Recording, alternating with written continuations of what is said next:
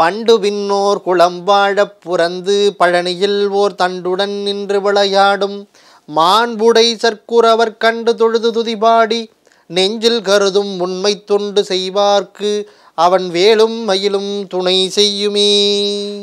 முருகா, முருகப்பெருமானுடைய இந்த பாடலை தந்த பழனி வண்ணச்சரபம் தண்டபாணி சுவாமிகளுடைய திருவடிகளை வணங்கி முருகப்பெருமானுடைய அருளை பெற வேண்டும் என்கிற நோக்கத்திற்காக இப்படி ஒரு நிகழ்ச்சியை நடாத்தி கொண்டிருக்கிற மக்கள் தொலைக்காட்சிக்கு என்னுடைய வாழ்த்துக்களை சொல்லி, புத்தம்புது காலை என்கிற நிகழ்ச்சியில் கந்தனும் கவசமும் என்கிற பகுதியில் கந்தர் அனுபூதியை சிந்திக்கிற ஒரு வாய்ப்பை தந்த மக்கள் தொலைக்காட்சிக்கு மீண்டும் ஒருமுறை நன்றிகளை சொல்லி உங்கள் அத்தனை பேருக்கும் இலக்கிய பித்தரின் அன்பார்ந்த வணக்கங்களையும் தெரிவித்துக் கொள்கிறேன். முருகன் முருகன் முருகன் என்று சொன்னால் நம்ம இடத்துல இருக்கிற பயம் நீங்கும். முருகா அப்படின்னு நீங்கள் ஒரு தடவை சொன்னீங்கன்னா அதில் இருக்கிற சூட்சமமான அந்த சக்தி நமக்கான பயத்தை நீக்கிவிடும். முருகா முருகா முருகான்னு நீங்கள் சொன்னீங்கன்னா முருகா என்பவருக்கு அபாயம் இல்லை என்கிற பொருளை நமக்கு தருகிறது. முருகா என்று நீங்கள் கூப்பிட்டால் யம பயம் நீங்கும் என்கிறது நம்முடைய கந்தர் அனுபூதி. ஆக முருகன் என்கிற சொல் எவ்வளவு முக்கியமானது என்பதை சொல்லுகிற ஒரு பாடலை இன்றைக்கு நாம் சிந்திக்க இருக்கிறோம். பொதுவாகவே கடவுளை விட கடவுளின் நாமத்திற்கு மகிமை அதிகம் என்று நம்முடைய பெரியவர்கள் குறிப்பிடுகிறார்கள். என்னுடைய மானசீக குருநாதர் சோசோமி மீனாட்சி சுந்தரம் ஐயா அவர்கள் நாமத்திற்கு மகிமை உண்டு, கடவுளை விட கடவுளினுடைய நாமாவிற்கு மகிமை உண்டு என்று குறிப்பிடுகிறார். அவர் ஒரு உரையிலே சொல்லுகிற பொழுது நமச்சிவாய வாழ்க என்று மாணிக்கவாசகருடைய திருவாசகம் தொடங்குகிறது. கடவுளை வணங்குவதை விட கடவுளினுடைய நாமத்தை வணங்கினாலே அது பெரிய புண்ணியம் என்று சொல்லுகிறார். நமச்சிவாய வாழ்க நாதன் தாழ் வாழ்க, முதல்ல நாம, அதற்கு பிறகுதான் பாதம். நமச்சிவாய வாழ்க நாதன் தாழ் வாழ்க, இமைப்பொழுதும் எண்ணெஞ்சில் நீங்காதான் தாழ் வாழ்க.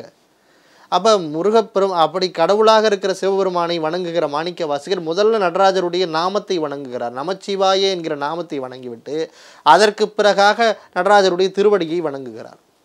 ஆக அந்த ஒரு இறைவனுடைய நாமம் எவ்வளவு உயர்வானது என்பதை நாம் சிந்தித்து கொள்ள வேண்டும் இந்த விஷயத்தின் மூலமாக. அப்படி முருகப்பெருமானுடைய பெயர்களுக்கு, முருகப்பெருமானுடைய நாமாக்களுக்கு என்ன மகிமை என்பதை இந்த பாடல் நமக்கு விளங்குகிறது. முருகன் குமரன் குகன் என்று மொழிந்து உருகும் செயல் தந்து உணர்வு என்று அருள்வாய் பொறுபுங்க வரும் புவியும் பரமும் குருபுங்க வயன்குட பஞ்சரணே. என்குணம்னா என்குண பஞ்சரணேன்னா 8 குணங்களை உடைய பெருமானே அப்படின்னு அர்த்தம். முருகப்பெருமானுக்கு முருகன், குமரன், குகன் என்று பல பெயர்கள் உண்டு.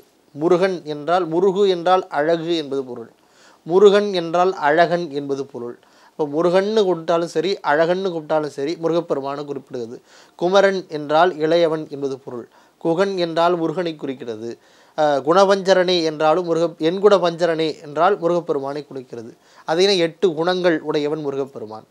இப்போ 6 தலைகளோடு இருக்கிறதுனால ஆறுமுகம் என்று நாம் குறிப்பிடுகிறோம். அவனை வேலாயுதம் என்று குறிப்பிடுகிறோம். நம்ம ஊர்களில் பார்த்திங்கன்னா பல பேருக்கு ஆறுமுகம்னு பேர் வச்சுருப்போம், வேலாயுதம்னு பேர் வச்சுருப்போம், குகன்னு பேர் வச்சுருப்போம், சுப்பிரமணியம் அப்படின்னு பேர் வச்சுருப்போம்.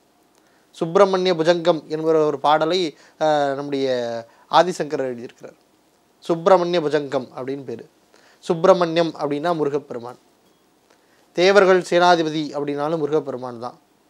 அப்படி இறைவன் பல ரூபங்களிலே இருக்கிற செயல்பாடுகளை, பல ரூபங்களில் அவன் செய்த திருவிளையாடல்களை, அவன் செய்த மகிமைகளை போற்றுகிற விதமாக ஒவ்வொரு நாமாக்கள் முருகப்பெருமானுக்கு. அந்த குராவடிக்கு போனீங்கன்னா முருகப்பெருமானுக்கு அழகான திருநாமக்கள் உண்டு. குராவடி குமரன் கூடவே வருவான் என்று அந்த ஊரிலே கூட எழுதி வச்சுருப்பாங்க.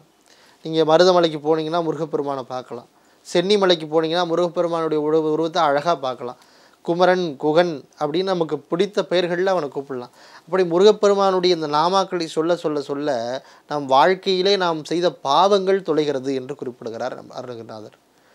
நாமாவினுடைய மகிமை என்னென்னா, அது நாமத்தை சொல்ல சொல்ல சொல்ல சொல்ல சொல்ல நம்ம இடத்துல இருக்கிற பாவங்கள் எல்லாம் கொஞ்சம் கொஞ்சம் கொஞ்சமாக குறைகிறது அப்படின்னு சொல்கிறார். முருகன் குமரன் குகனென்று மொழிந்து உருகும் செயல் தந்து உணர்வு என்று அருள்வாய் பொறுபுங்க வரும் புவியும் பரமும் குருபுங்க வயன்குண பஞ்சரணே. அதாவது உருகும் செயல் தந்து உணர்வு என்று அருள்வாய். இப்போ முருகா அப்படின்ற பேரை என்னுடைய வாழ்க்கையில் நான் பெரும்பாலும் முருகா முருகா முருகான்னு சொல்லிக்கிட்டே இருப்பேன். என்னோட பணியாற்றுகிறவர்களுக்கு தெரியும், என்னோட பயணிக்கிறவர்களுக்கு தெரியும், என்னோட வீட்டில் இருக்கிறவங்களுக்கெல்லாம் தெரியும். ஒரு நாளைக்கு கிட்டத்தட்ட ஒரு 30-40 தடவையாவது முருகா முருகா முருகான்னு சொல்லுவேன். ஏதாவது ஒரு விஷயத்தை கேட்கும்போது அது நமக்கு கேட்குறதுக்கு சங்கடமாக இருக்குன்னா முருகா முருகா முருகான்னு சொல்லுவேன். இதை யாரோ எனக்கு சொல்லி கொடுத்து இது சொன்னால் இது நடக்கும், இது சொன்னால் இப்படி நடக்கும்னு சொல்லி நான் சொல்கிறது கிடையாது. என்னை அறியாமலே முருகன் மீது இருக்கிற அன்பு, முருகன் மீது இருக்கிற பக்தியின் காரணமாக முருகா முருகா முருகான்னு அடிக்கடி சொல்லிக்கிட்டே இருப்பேன். அப்போ இந்த நாமத்திற்கு என்ன மகிமைனா, நடக்கிற தீயவையெல்லாம் தடுத்து ஆட்கொள்ளுகிற தன்மை உடையது இந்த நாமாவிற்கு. முருகன் என்கிற சொல்லுக்கு தடுத்து ஆட்கொள்ளுகிற தகுதி உண்டு அந்த முருகன் என்கிற சொல்லுக்கு. நீங்கள் முருகா முருகா முருகான்னு சொல்லிக்கிட்டே இருங்களேன். அப்போ அந்த முருகன் என்கிற நாமத்திற்கு நம்மக்கிட்ட வருகிற தீய சக்தியை விலக்கிவிட்டு நன்மையை தரக்கூடிய ஆற்றல் அந்த சொல்லுக்கு உண்டு என்பதனால தான் பல ஊர்களில் பல குழந்தைகளுக்கு அந்த காலத்தில் முருகனுடைய பெயரை வச்சாங்க. முருகன், குமரன் அப்படின்னு பேர் வச்சாங்க. இப்போ நம்ம அதை மாடர்ன் ஆக்குறோன்ற பேரில் சம்மந்தமே இல்லாத பெயர்களெல்லாம் சுட்டுறோம் நம்ம குழந்தைங்களுக்கு. பேரெல்லாம் பேர் மட்டும் கிடையாது, பேருக்கு ஒவ்வொன்றுத்துக்கும் ஒவ்வொரு வைப்ரேஷன் இருக்குது. முருகன் அப்படின்னா அழகன் அப்படின்னு பேர். முருகா அப்படின்னா முருகா அழகா அப்படின்னு அர்த்தம். நம்ம அந்த பெயர்களெல்லாம் குழந்தைக்கு வச்சுப்போம்னா அடிக்கடி அந்த பிள்ளைகளை கூப்பிடுகிற பொழுது நம்ம கடவுளை கூப்பிடுற மாதிரி இருக்கும். முருகா ஓடாத, முருகா அங்கே நிற்காத, முருகா அதை செய்யாதன்னு சொன்னால் நம்ம முருகன்கிட்ட பேசுகிற மாதிரி இருக்கும், குழந்தைகிட்ட பேசுகிற மாதிரி இருக்கும். அப்போ நம்ம எரியாமலே நமக்கு ஒரு புண்ணியம் சேர்ந்துக்கிட்டே இருக்கும். அதனால தான் குழந்தைங்களுக்கெல்லாம் பெரியவங்கள பேர், கடவுளோட பேரை வச்சாங்க. ஆனால் இப்போ நம்ம என்ன பண்ணுறோம், எல்லாத்துக்கும் கூகுள்லேயே போட்டுடுறோம். அது ஒரு பேரை கொடுக்குது. அது என்னன்னா ஒரு சமஸ்கிருத பேரையும் ஒரு பெங்காலி பேரையும் சேர்த்து நமக்கு கொடுக்குது. அது நல்லா இருக்கே நம்ம வைக்கிறோம். இப்போ வருகிற பல பிள்ளைகளுக்கு பேரை பார்த்தோம்னா அந்த பேரை வாயிலே நுழைய முடிய மாட்டேங்குது. அந்த மாதிரியான பேர்களை வைக்கிறாங்க.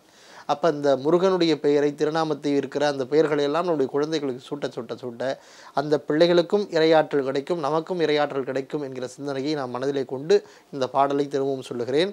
முருகன் குமரன் குகன் என்று ஒழிந்து உருகும் செயல் தந்து உணர்வு என்று அருள்வாய் பொறுபுங்க வரும் புவியும் பரவும் குருபங்குவ என் குணவஞ்சரணி என்று பாடலை சொல்லுகிற இந்த கந்தர் அனுபூதியை போற்றி வணங்கி, ஆரடந்தடந்தோள் வாழ்க, அறுமுகம் வாழ்க, வெற்பிக்கூறுசை தனிவேல் வாழ்க, செவ்வேளேறிய மங்கை வாழ்க, குக்குடம் வாழ்க, ஆணிதன் நனங்கு வாழ்க, மாறிலா வள்ளி வாழ்க, வாழ்க சீர் அடிகாரெல்லாம் என்று சொல்லி உங்கள் அத்தனை பேருக்கும் என்னுடைய மனம் வழி மைகளினாலே நன்றிகளை கூறி விடைபெறுகிறேன். நன்றி, வணக்கம்.